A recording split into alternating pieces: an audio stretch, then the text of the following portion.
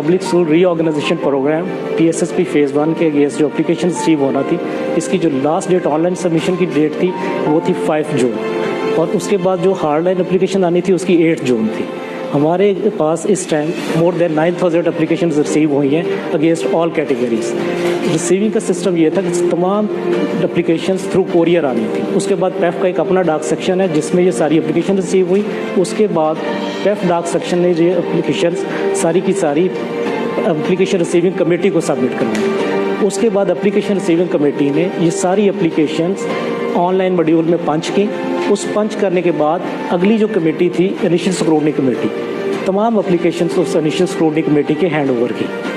अब initial scrutiny committee का यहाँ से प्रोसेस शुरू होता है। जो इनिशियल स्क्रूटनी कमेटी की जो स्क्रूटनी है वो इस रूम में हो रही है। जो इनिशियल स्क्रूटनी हो रही है उसकी अलग अलग 3 टीम्स हैं जो हर कैटेगरीज की अलग अलग कर रही है। एक कैटेगरी इसमें NGOs की है, एक इंडिविजुअल्स की और यंग एंटरप्रेन्योर ग्रुप की कर रहे हैं। इस हॉल में जो लोग हैं वो यंग एंटरप्रेन्योर और इंडिविजुअल कैटेगरी की स्क्रूटनी कर रहे हैं। इस रूम में स्क्रूटनी के लिए प्रॉपर प्रोटेक्टेड एनवायरनमेंट है जिसमें सिक्रेसी कॉन्फिडेंशियलिटी मेंटेन की जा रही है। इस रूम में कोई भी बंदा बगैर ID कार्ड के एंटर नहीं हो सकता।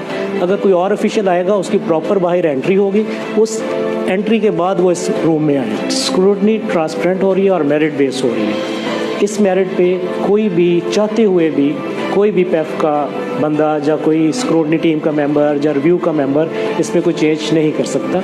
सारा एडवर्टाइज्ड और ट्रांसपेरेंट क्राइटेरिया है।